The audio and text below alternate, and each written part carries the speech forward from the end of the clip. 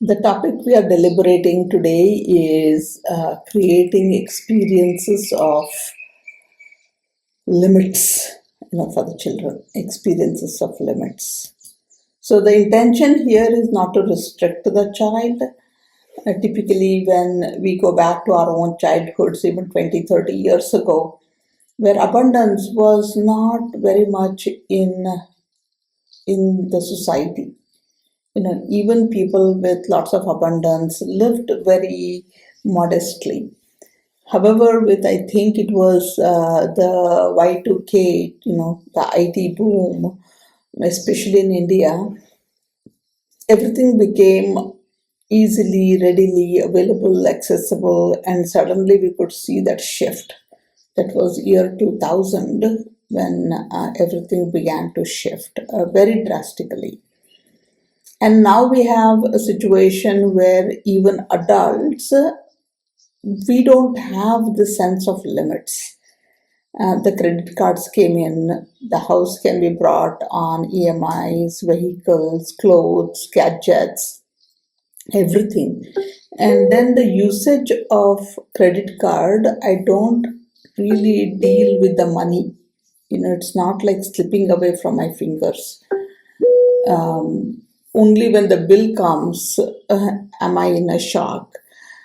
Plus all this online shopping, it had just created this limitlessness, and with that also goes away gratitude, goes away perseverance, goes away ability to decide, wait, all of that. And somehow we have to create that environment of need for our children. There are schools coming up now with no air conditioning where children have to be barefoot and things like that. Very much like how my parents used to be.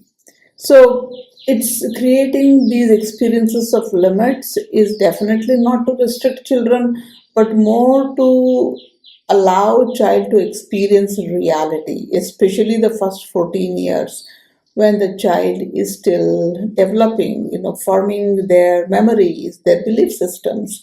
Somewhere they need to have this respect, gratitude for what they have, and treat the objects and people with respect and gratitude. So the self control has to come in, the patience has to come in, so many things. So we look at the very high level into limiting we definitely begin with limiting the screen time. Yesterday I was reading something, and a psychologist or a psychiatrist said something permanently shifted in the brain with the invent of the screen, the smartphones. With all the radiations we have around me, invisible, even if I'm not using it, has an impact on me or the way I think. And unfortunately, these shifts contribute to the evolution, doesn't really cooperate with going back to being human. Somewhere I kind of lose some of those elements. So invariably, I am part of that ecosystem, but then limiting screen time rather than removing it.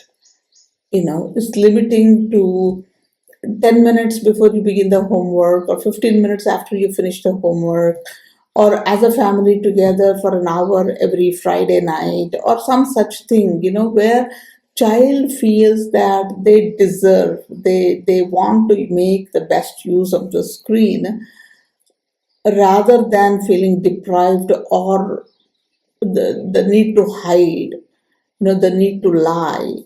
So somewhere begin talking as a family. It's not like my decision alone. Maybe when the child is young, definitely it is my decision. But as the child get older, there needs to be like a talk, a conversation as to what other things we could do. It's not just the screen time. There are 10 other things you put before the child. that they could do in their screen time. Maybe have a friend over, maybe take care of a pet, go for a walk, hike, travel, explore new modes of transportation, go for a bike ride. Many, many different things are available. I just need to become aware of it. When I give them all those options, then maybe the child will agree to reduce the screen time. Reduce, including me as a parent in the home, I need to reduce it. Grandparents are also getting lost in the screen time because they don't have any other way. Given an option, they would rather be chatting and talking and whatever, but they also don't have option. So somewhere we need to bring all of these together. Everybody seems to be wanting support, but we are all busy with our own selves. So somewhere we need to make that adjustment. So limiting the screen time, limiting the possessions.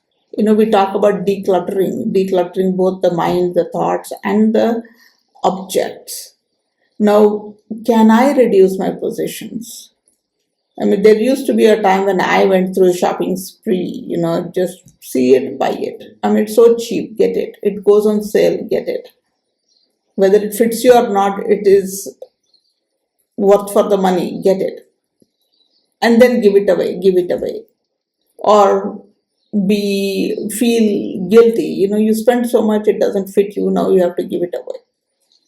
So possessions, if you go to any child, reasonably middle class, affluent family, will have like two different sets of crayons or color pencils or markers and books and bags and lunch bag, water bottles. So many things are additional just in case we want it. But just try to have one thing that is precious and I take care of it. There's uh, respect or holding on to that one object. And there are several people that they have had their t-shirts since they were in 8th grade and they still adore it. It's their school t-shirt, school hat, something they preserve. It's like a souvenir, they keep it. So can we treat everything else something like that? Slowly. Even when we go buy vegetables, we buy so many because maybe we don't have time for shopping or whatever. Then use every one of them. Or do we forget some in the back and then they go bad? Look at that. And involve child in it. Involve child because they need to understand that I don't need all of that in the world. And in pursuit of getting all of them, I'm spending my entire lifetime. Or for child wasting their school days, studying time. So limiting possessions is going to help me appreciate what I have and take care of what I have. Right? And maybe I have started now, if you want something, let's barter it. I just put out a message in my cousins group, do you have this? I would like to borrow it for a week. The people around. And I'm trying to begin it within this apartment complex that I have. I don't have to go, I could afford it. I mean, that's what typically, we don't want to look like we are borrowing. In the childhood days, I know my neighbor used to come for a cup of sugar, a glass of milk, and things like that. It's not out of desperation. It's not like I can't afford, I don't have to let my ego come in the way. But in the larger picture of maintaining my sanity, can I limit the possessions that I kind of go into? Then automatically with limiting the possessions comes limiting the spending. I don't have to spend as much. It's so. I mean, I enrolled my children in a school. Mandatory, you had to buy 6 pairs of uniform. They would just give you folders and pencils and books, and it was not even asked. You could not even pick. It was just given to you. And those were the jerseys, the polyester uniforms. They would never go bad. 1 year was good enough to hold on for 3 years unless the child drastically grew. But I gave away all of those to everybody in the neighborhood. Everyone was using that uniform. Folders, six, one subject, one folder, six subjects, six folder, and they never used it. They never filed anything. So brand new folders were just lying. Thank God I moved every house. I moved a lot. So every move, I would empty the house. So why spend and then struggle to earn that much money? So somewhere I begin to pay attention. That is when going with cash helps. Try it once or twice. I have a neighbor who has a farm, and her there is a caretaker of the farm, and now he's like, Google Pay it. And she was just cursing. She said, why did I even take this Google Pay? Because right now you can pay anybody anytime. However, she cannot restrict paying him. Otherwise, she would be like, wait till your salary day is Monday. I'll come on Monday and pay you. Now it's not that. Pay whenever, wherever. Even 5 rupees. Of course, it's a great revolution, but then I should use it with proper discrimination. So limiting spending, limiting the positions, limiting the screen time are some of the experiences we create for the child. And for myself, it is hard, trust me. These days, I just go in, whatever I want to buy, bindas, I just go put it in the cart. I don't order it right away. I go back and look at it. Do I need it? Can I borrow it? Can I recycle something? Can I reuse something? If I really, really, really want it, then I buy. This is something I should have done. I mean, I grew up that way, but then I just lost it in between. Now trying to build it back up again. That helps a lot. Not just to save money. I mean, of course. Then my mental peace. The way we are kind of racing right now, the way we are afraid that if I take a break from career, then what will happen to balancing the family, all of that. And many a times, many of the parents also buy things out of guilt for their parents. So even if the child does not want these new toys, want these new clothes or whatever, we inundate them with it. So limiting choices is going to support the child understand the world a little better. And then limiting conveniences. I had my son's classmates who had never gotten onto public transport. They had chauffeurs, they had cars, they were ready to serve them. Definitely an advantage. But then what happened to the child that grew up that way and then suddenly had to cook for himself, clean for himself when he left the home? Right? It's not just that, it is losing experience, participating in life.